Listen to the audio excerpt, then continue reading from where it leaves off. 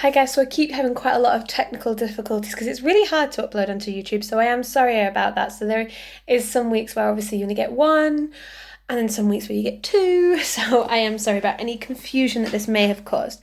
So I hope you keep writing a summary after every chapter and you keep going back and reading and checking up on them all. Chapter 6, The Journey from Platform 9 3/4. Exciting. Harry's last month with the Dursleys wasn't fun. True, Dudley was now scared of Harry. He wouldn't stay in the same room, while Aunt Petunia and Uncle Vernon didn't shut Harry in his cupboard, force him to do anything, or shout at him. In fact, they didn't speak to him at all. Half terrified, half furious, they acted as though any chair with Harry in it was empty. Although this was an improvement in many ways, it did become a bit depressing after a while. Harry kept to his room. With his new owl for company, he decided to call her Hedwig. He'd found the name in a history of magic. His school books were very interesting.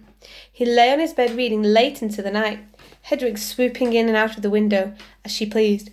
It was lucky that Aunt Petunia didn't come in and hoover anymore, because Hedwig kept bringing back dead mice.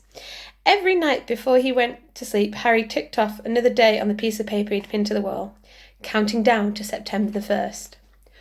On the last day of August, he thought he'd better speak to his aunt and uncle about getting to King's Cross Station the next day. So he went down to the living room, where they were watching a quiz show on television. He cleared his throat and let them know he was there. Dudley screamed and ran from the room.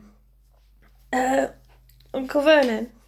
Uncle Vernon grunted to the show he was listening. I need to be at King's Cross tomorrow to go to Hogwarts? Uncle Vernon grunted. Would it be all right if you gave me a lift? Grunt.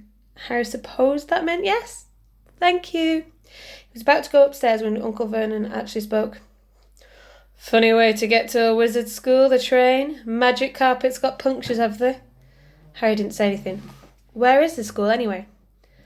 I don't know, said Harry, realising for the first time. He pulled the ticket Hagrid had given him out of his pocket. I just take the train from platform 9 3/4 at 11 o'clock, he read. His aunt and uncle stared. Platform what? 9 3/4? Don't talk rubbish, said Uncle Vernon. There is no platform 9 3/4. It's on my ticket. Barking, said Uncle Vernon. Howling mad, the lot of you.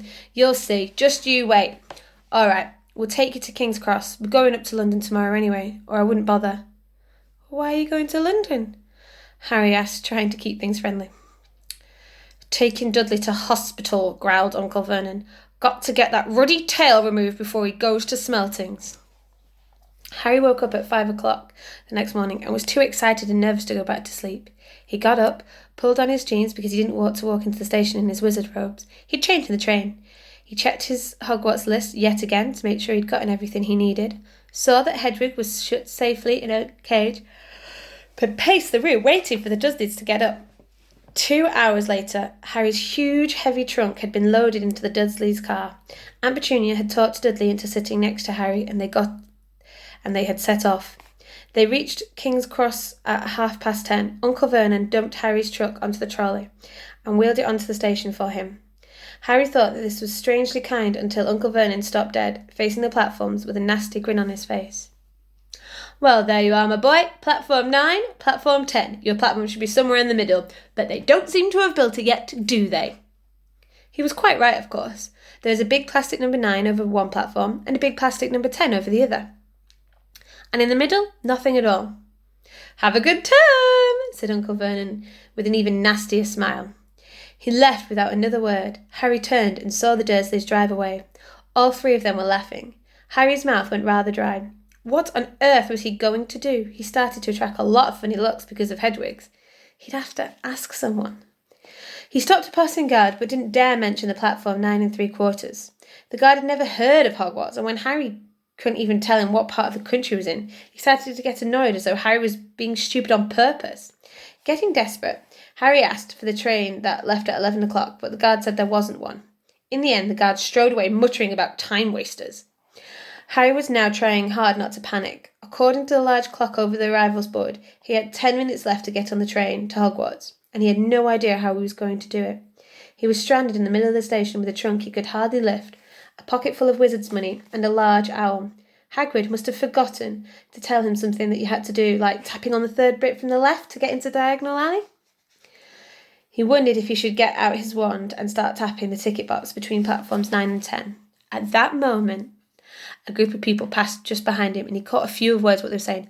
Pac-Man muggles, of course. Harry swung around. The speaker was a plump woman, was talking to 4 boys, all with flaming red hair. Each of them was pushing a trunk like Harry, and in front they had an owl.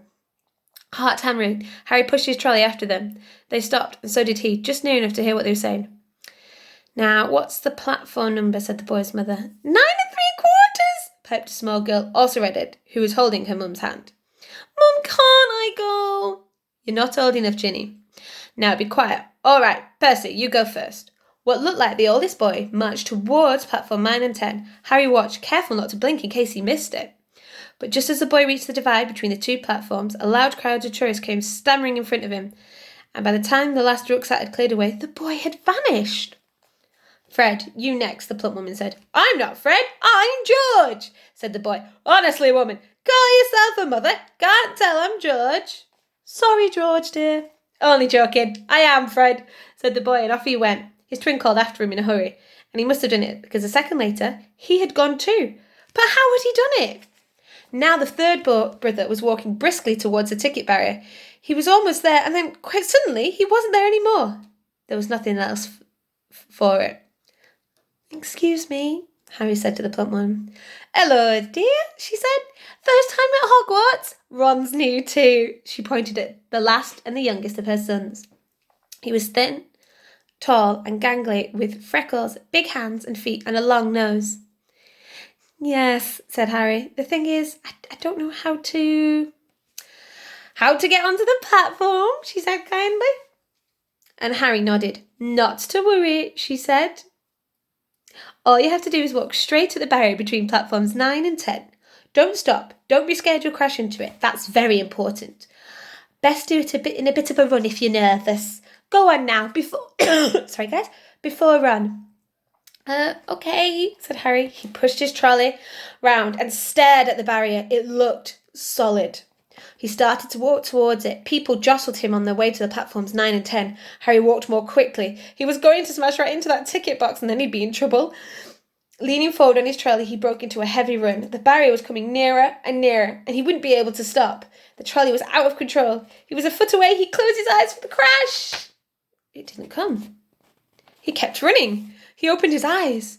A scarlet steam engine was waiting next to the platform, packed with people. A sign overhead said, Hogwarts Express, 11 o'clock. Harry looked behind him and saw a wrought iron archway where the ticket box had been with the words platform 9 3/4 on it. He had done it. Smoke from the engine drifted over the heads of the chattering crowd, while cats of every colour wound here and there between legs. Owls hooted to each other in the disgruntled sort of way over the babble and the scraping of heavy trunks. The first carriages were already packed with students, some hanging out of the window to talk to their families, some fighting over seats. Harry pushed his trolley off and down the platform in search of an empty seat. He passed a round-voiced boy who was going, Gran, I've lost my toad again. Oh, Neville, he heard the old woman sigh. A boy with dreadlocks was surrounded by a small crowd. Give us a look! Lee, go on! The boy lifted the lid, and in his arms the people all around shrieked in yells as something inside poked out one long, hairy leg.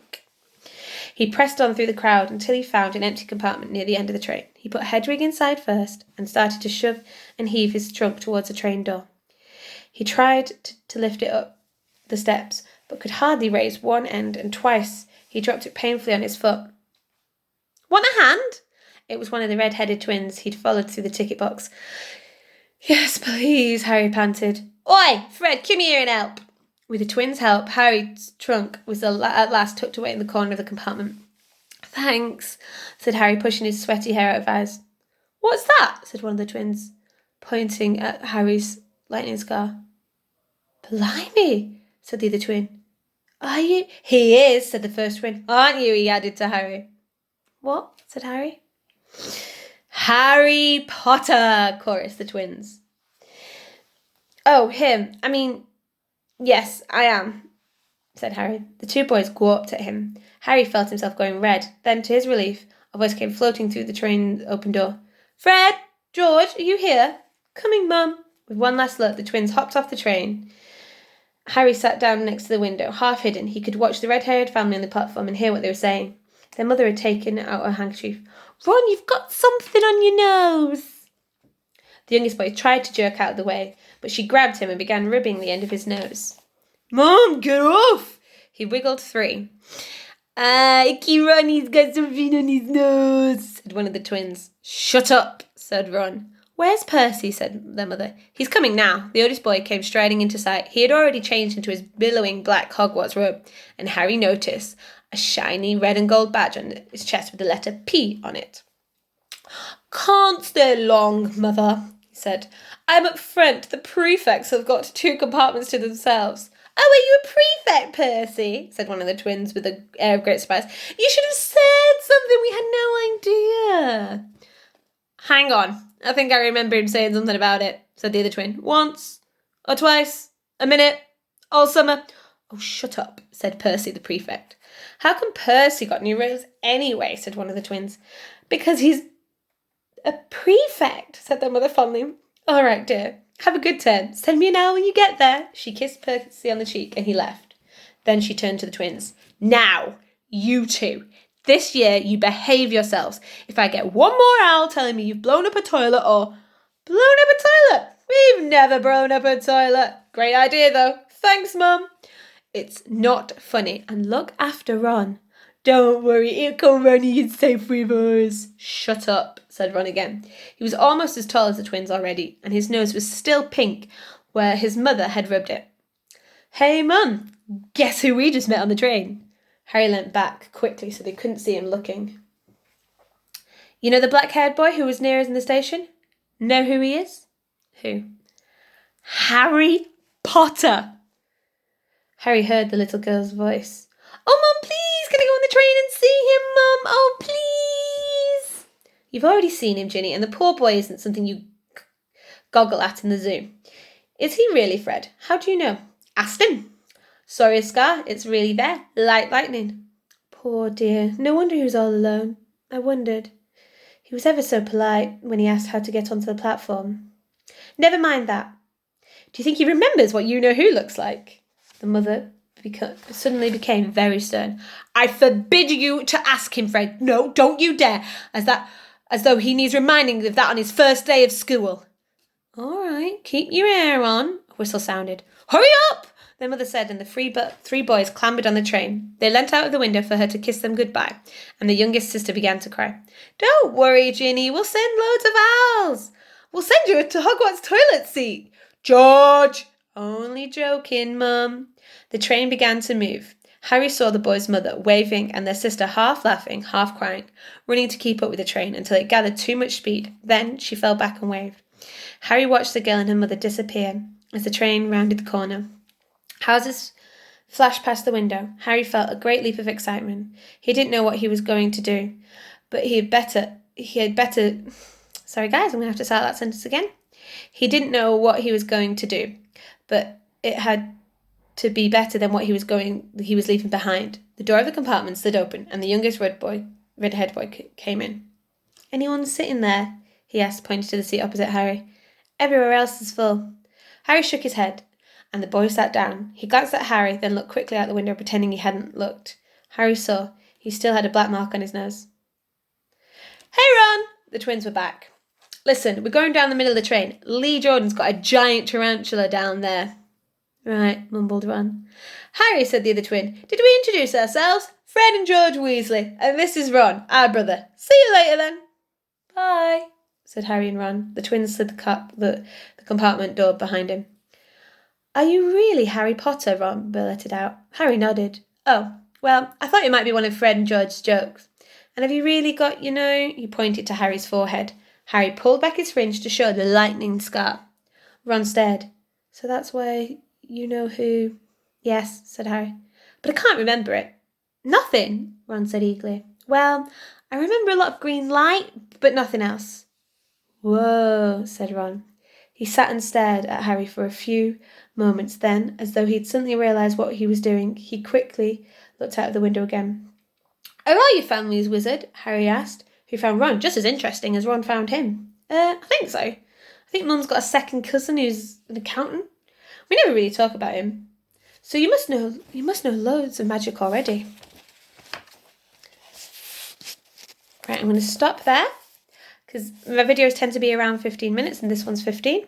So hopefully no technical issues this week, and I might try and post in that last week more, because we've got a lot of the book left. All right, goodbye. Make sure you do a summary.